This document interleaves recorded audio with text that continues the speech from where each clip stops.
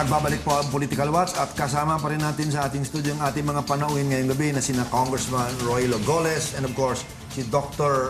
J. Batongbacal. Prof. George, meron kayong tanong kay Sir J, ayun Dr. po, Batongbacal. siyempre ang nagiging issue ngayon, of course, ang China maaaring hindi mag-participate sa arguments, oral argument, but okay, sabihin ng tribunal wala kaming jurisdiction. Is that the end of it?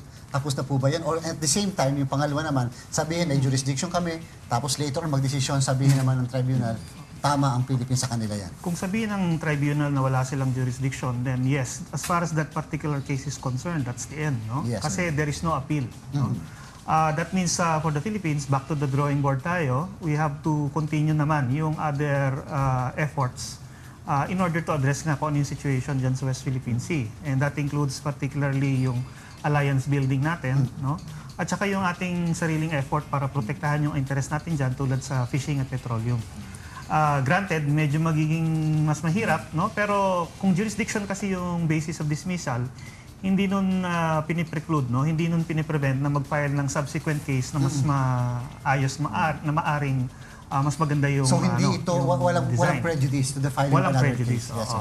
Ngayon, kung sabihin naman ng tribunal na meron silang jurisdiction, well, that means na medyo maghihintay pa ulit tayo ng ilang panahon. Kasi based on yung record ng tribunal, more or less kung mag-decide sila ng mga bagay-bagay, mga 3 to 6 months. No? So ibig sabihin, by early next year at the latest, magkakaroon siguro ng decision yung tribunal on the jurisdictional issue. Pag nangyari yon, tsaka pa lang sila pupunta sa merits. Baka separate na proceedings. In the meantime, sir, can we not file a motion? Is that allowed under the International Convention on the Law of the Sea?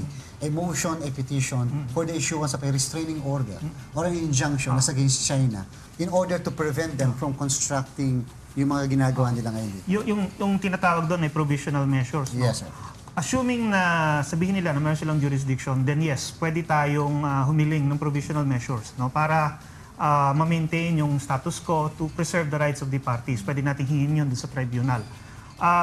Ang issue nga lang ay dahil tapos na yung reclamation activities dun sa mga itong isla na to, hindi na yun masasaklaw. No? Yes, sir. Any provisional measure na hihingin natin ngayon is for future events. So, maaring magamit yun, kunwari, para hindi magkaroon ng order to tell them not to reclaim Scarborough Shoal, at least, no? Na yun kasi natitira. At yung iba pang mga ibang shoals dyan, ang dami pa kasi dyan, may Hasa-Hasa Shoal, di ba? Isabina Shoal, Reed Bank. Yun, pwedeng masaklaw yun nung provisional measure. Of course, separate question yan dun sa issue nung sinabi mo rin kanina, paano kung hindi pa rin sumunod ang China, no? Well, talaga namang from the beginning, alam naman natin na they have refused to participate and they refuse to recognize the tribunal and we can expect na they will refuse to abide by any orders of the tribunal subsequently.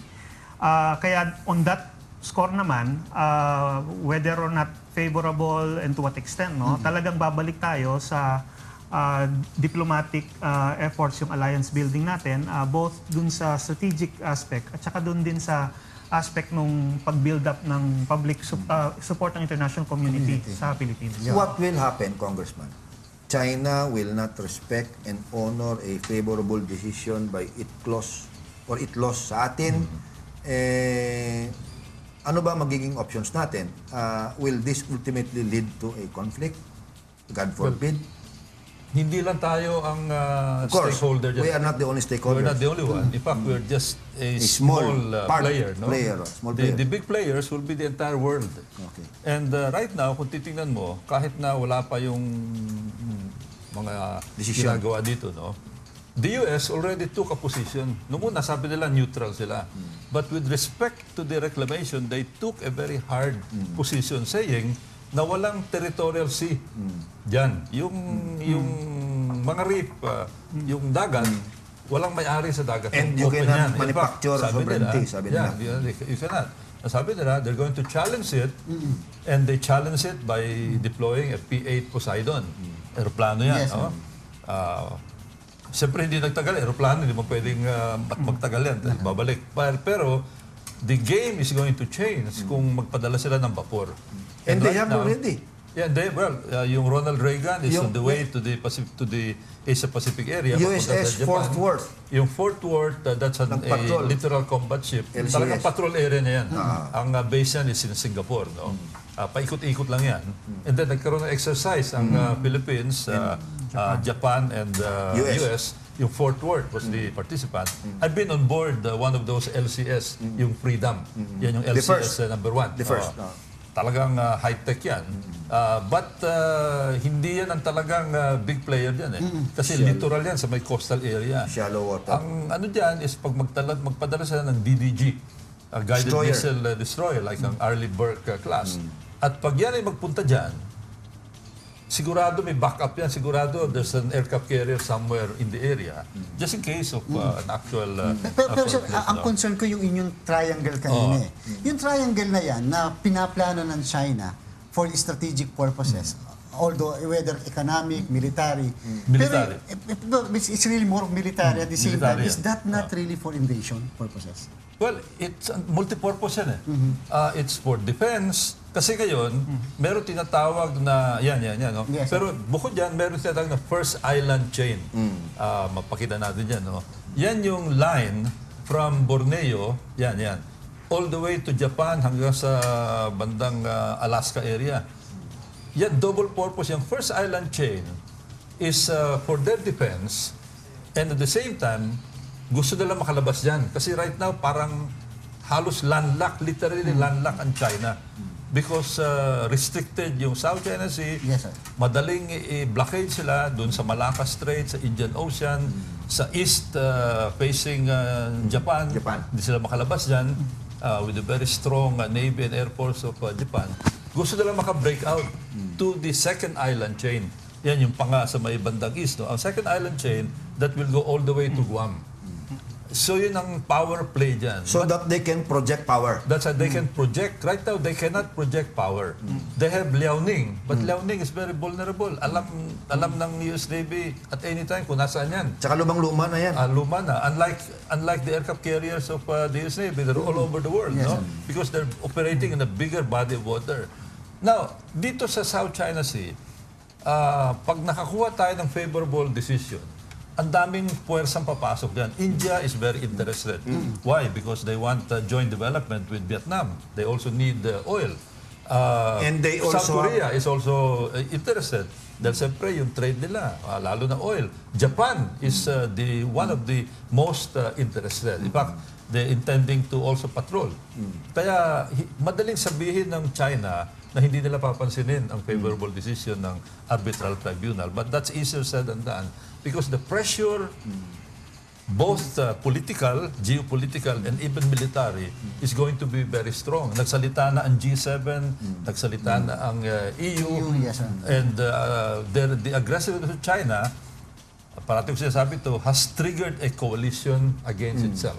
And the players are very strong. Hindi ba players. natin na-anticipate yung paggising ng sleeping giant na yan as far as the national security people natin are concerned? Especially ng mga several years. Kasi po, parang lumalabas sir immediately after 1970s, 80s, wala naman 90s na, tsaka itong... 90. Nagsimula sila nung maging WTO member na sila, no? Yes, sir. And they became very strong economically. Nagkaroon yung growth rate nila for about 10 years, 10% per year. From less than $1,000 per capita, nasa mga $6,000 na sila ngayon, and still growing, although slowing down a little bit, no? Pero maraming papasok na powers dito. Yes, sir. Hindi lang sila. Yung mga groupings, Prof. J, mukhang nagiging, mukhang useless. Like for example, yung ASEAN hindi natin ma-unite as against China dahil mismong Cambodia, nung ganapin doon yung ASEAN, medyo hindi naging matibay ang statement at walang condemnation. And even Myanmar. Should we really now tap the other yung mga groupings and not deal with China bilaterally? Hindi, I think ang problema diyan siguro ay hindi natin nakikita yung limitations and potentials ng mga groupings na to. Ang kailangan kasi ang approach diyan, each one of these groupings mayroon yang uses, no? Mayroong limits. Dapat nasi-sense natin 'yon at nako-coordinate natin, no? So that kung ano man yung makukuha natin from each fora ay nagagamit natin kumbaga in one single strategy na talagang re-reinforce sila. Kasi like in any team, no? Any game na may team, di ba? You will have strong players, you have less strong players, mga weaker players. You'll have people who are good in one thing, one maneuver, but not in others. Yung team captain ang dapat na nakakalam kung saan niya pwedeng i-deploy yung mga kung sino at kung kailan, no? Ganun din dapat ang thinking natin dyan, dun sa mga groupings na ito. Congressman, Yes, sir. Congressman, napasubo ba ang China dito? Have they already reached the point of no return at panindigan na lang nila ito, nagpatayo na sila ng lahat ng mga struktura na yan, and therefore, they are prepared to risk a confrontation, military or otherwise, with all those countries that you mentioned. Dahil kung magkamali sila dito at napahiya sila, delikado naman sila. Baka there might be a regime change in China pag napahiya ng gusto ang nagkapalpakan yung mga desisyon ng kanilang mga pinuno. Alam mo, pinag-aaralan talaga gusto ito. No? Maraming mga geopolitical strategies. No? The game changed very dramatically about a month ago. Nung magsalita si Secretary Carter, Defense Secretary. Si Ash Carter. Ash Carter. Nung challenge sa ito. But before that, nagsalita si Admiral Harris, who's now the Pacific Commander. Patas ang patas, nagsalita din yung dalawang committee ng Senate of the United States. They want the U.S. to assert the position of the U.S. in the area. And then finally, si President Obama, no? Marami silang bintiyo. Sinabi nila, nobody can stop, ang sabi ni Carter, nobody can stop the U.S. Navy. From so operating. medyo mabigat na from entering that area. Ang China naman nagsalita rin na matigas din. Sabi nila, Keep out. Well, it's unofficial, but in one of the Newspapers. government control papers, sabi, war is inevitable, which was later denied by the Chinese government. So yun ang mahirap, no? Magkakaroon ng confrontation. Anong gagawin? Kasi ngayon, people are asking, I'm one of those asking. I think even President Obama doesn't know. President Xi Jinping doesn't know what to do. In case na pumasok ang US at lumapit doon sa mga island, anong gagawin ng China? Kasi vapor na yan eh. Yung aeroplano, you can easily drive that away dahil hindi mo pwede magtagal. After a few hours, kailangan bumalik na yan. Pero pag DDG na pumunta dyan, anong itatapat nila? Meron din bang DDG na pupunta dyan? Although... Especially if it is within the 12-mile, That's right. claimed 12-mile territory of one of these islands. Yeah, I'd like to reiterate. Ginawa nila. Nagsalita ng US, they are not going to recognize territorial sea as far as these reefs This artificial island. So, nangyari na yan noong 2001. Yes, April 2001, pumasok yung P3 Orion, bandang Hainan, linapitan ng fighter jet ng China, nagbanggaan, nag-crash yung fighter jet, namatay yung pilot, nag-force landing naman yung P3 Orion, and for a while, there was some kind of a standoff. But that will be different this time. At sabi ko nga, medyo malayo ito eh. Yes, sir. From the military point of view, it's going to be very difficult for China to have a confrontation there because you're talking about 1,000 nautical mile supply line. Pero ang US, sanay sila dyan kasi they can project power all over the world. Eh. Pero sir, sabi nyo nga po, nag-iba na yung sitwasyon. Iba na yung nangyari yung Vietnam at saka China before. But at this point, sa inyo pong personal na analysis dito and being a former national security advisor, will China be ready to engage into a war? Or ito ba, sa palagay nyo, ilalaban talaga niya leading to a war? Nobody knows kung ano ang gagawin na. I think even they don't know how they would eventually respond. But siyempre, tingnan natin yung mga capability. Let's talk only about capabilities. Kung ang bakbakan is in this part, no, yung banda sa yung second corner of the strategic triangle, dihado ang China because they cannot project power. Just like the US. Liaoning nila, it takes 10 years for one to be combat ready as far as an aircraft carrier is concerned. The US can easily deploy 2 aircraft carriers in the area. And kung talagang magbakbakan, they can put about 160 fighter jets there. Non-stop, paikot-ikot lang doon. Dahil sanay na sanay sila sa ganyan. So una-una, they have the planes. Ang China will have to magagaling pa sa either Hainan or some of their bases yung aeroplano nila, and they cannot stay there for a long time. Not to mention that the US has higher quality fighter jets that they can deploy. Sir Jay, how important talaga is the legal initiative at this point. Yun na lang ba talaga yung nakikita at natitirang pag-asa ng Pilipinas, yung legal initiative through and under the auspices of the UNCLOS? Kasi kung titignan natin, no, based on the actions and pronouncements of government mismo, yung legal initiative yung primary tool natin ngayon. Kasi after all, we are a relatively small power dito. I mean, napakalit natin compared to China. And we will never have the resources to fight China one-on-one. No? Kaya for a small country like us, the law really is the only protection that we have. Kaya nakabuhos doon ang effort ngayon ng government. And including, of course, yung diplomacy. Oo. Diplomacy. Ang maganda rito, no, yung Japan is a stakeholder. Ang US is a stakeholder.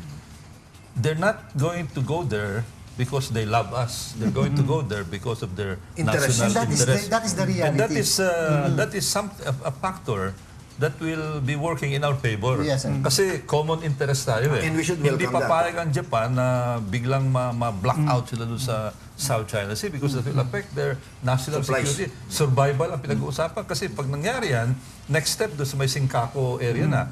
Next step, biglang makakalabas sa second island chain ang China. And that will be a big security threat on their part, no?